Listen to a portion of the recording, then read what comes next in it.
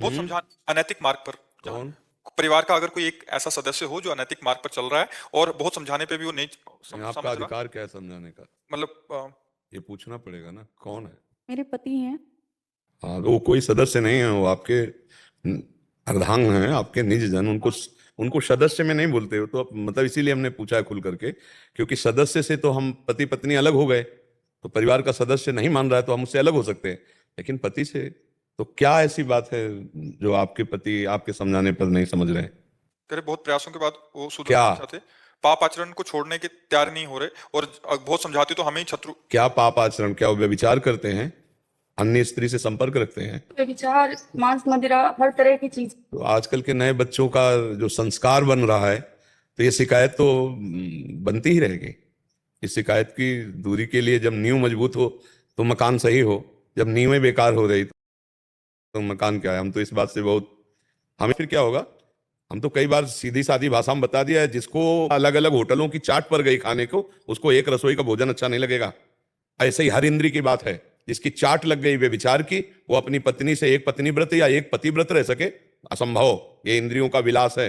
ये इसी पापाचरण को रोकने के लिए हम बार बार प्रार्थना करते हैं कि आप इसे खिलवाड़ मत समझो, आप अपनी जिंदगी से मत खेलो, आप अपने चरित्र को दूषित मत करो। नहीं, अब बोलो क्या है? तुम जल रहे हो और वो शांत है क्या? जो पापाचरण करता है वो तो अशांत रहता ही है, कामनाएं उसको जलाती रहती हैं, भोगे हुए भोग की पुनः भोगने की इच्छा, तृष्णा, ये उसे जलाती रहती है। स्पृहा, कामना, तृष्णा, वासना, ये आग जलाए रहती है। वो कोई शांत है क्या? वो कोई तृप्त है क्या? वो कोई शीतल थोड़ी है, उसका भी हृदय जल रहा है, आपका जल रहा है। तो इसीलिए अब ज्यादा हो जाता है इसी में, तो फिर एक दूसरे के प्रति द्वेष भाव पुष्ट हो जाता है, या तलाक हो जाती है, या मारपीट हो जाती है, हिंसा में उतर जाता है खेल। तो इसीलिए हम बार बार मना करते हैं कि जो बच्चों का जीवन चरित्र बिगड़ रहा है, इस पर सुधार किया जाए। इस पर कोई ध्यान नहीं दे रहा, इस पर अब वो व्यसन करते हैं, बेविचार करते हैं, गंदे आचरणों में उतरते चले जा रहे हैं। अब उनका तुम ब्याह कर दोगे तो चाहे बच्ची हो चाहे बच्चा हो, एक जगह कैसे रह सकता है?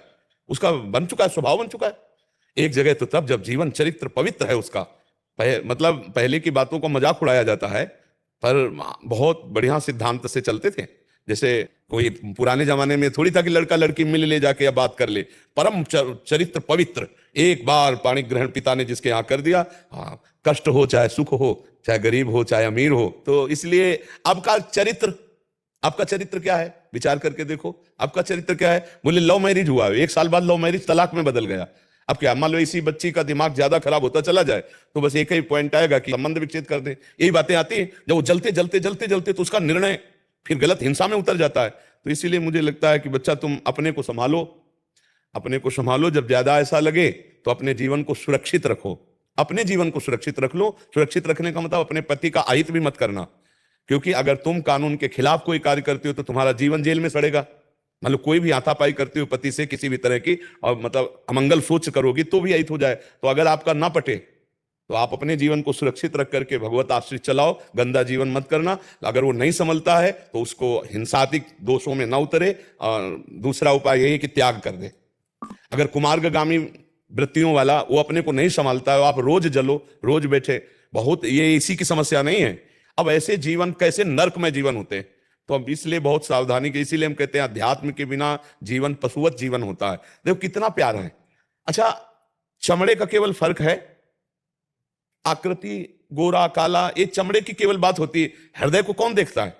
अब वो हृदय से मान लो प्यार करे और आप अपनी पत्नी को प्यार करो और बढ़िया सात्विक भोजन, तो एक परिवार कितना सुखद परिवार हो जाए। अब वो बेचारी देख देख के ये जल रही कि मेरा पति किसी और से प्यार कर रहा है, ऐसे गंदे आचरण कर रहा है, अब इसका जीवन अशांत, उसका। इसीलिए हम कहते हैं बच्चों का जीवन, माता पिता से प्रार्थना करते हैं बचाओ अपने बच्चों का जीवन। ये गर्लफ्रेंड बॉयफ्रेंड रूपी ये जहर में ना फंस पावे, नहीं पूरा जीवन अपवित्र हो जाता है। फिर क्या होता है? लज्जा चली जाती है, मतलब हृदय की जो पवित्रता द्रवण क्रिया वो खत्म हो जाती है, क्रूरता में बदल जाती है।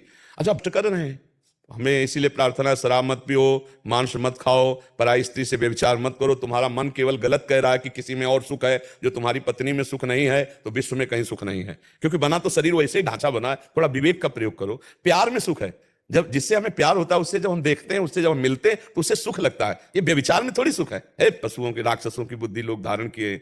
अरे अपना बच्चा, अपनी पत्नी, अपना परिवार, जब हम उसे प्यार करते हैं ना तो प्यार में सुख है। अपने बच्चे को देखो, पशु भी प्यार करता है। तो हमें लगता है कि ये जो आजकल प्यार को वासना में उतार दिया गया है, वो समझ नहीं, प्यार का मतलब समझ रहे हैं। आप हमसे प्यार करते हो मतलब हमारी वासनाओं की पूर्ति करो, हम आपसे प्यार करते हैं मतलब हमारी वासनाओं की पूर्ति, वासना की पूर्ति प्यार नहीं है, अपने को न्यौछावर करना प्यार है, प्यारे के सुख में सुखी रहना प्यार। अब ये कैसे लोग समझेंगे? तो हमारी तो यही प्रार्थना, बच्चा भगवान का नाम जप करो, जहां तक हो सके तहां तक चलाओ, जब ना चले तो कुछ क्रोध करके हिंसादि वृत्तियां ना अपने लिए ना उनके लिए, अलग अलग होकर अपना भजन करो, यही उपाय बच्चा। और तो फिर आगे ज्यादा क्रोध में फंस जाओगी तो फिर यही हो जाता है, हिंसादिक दोष हो जाते हैं। तो वो कार्य मत करना, नहीं तो जेल में सड़ना पड़ेगा, फिर तो जिंदगी और बर्बाद हो जाएगी। इसलिए बहुत अच्छे चलो, अच्छे बच्चे हो, नाम जप करो, धैर्यपूर्वक जब तक सह सकती हो तब तक सहती रहो, जब ना सहना हो तो भगवान से प्रार्थना करना, वो कोई मार्ग दिखा देंगे, फिर अलग जीवन जियो, लेकिन हिंसादि वृत्ति ना अपनावे, क्योंकि ये बहुत दुर्गति वाला है, परलोक में भी दुर्गति और यहाँ भी दुर्गति, इसलिए बहुत सावधानी से चले।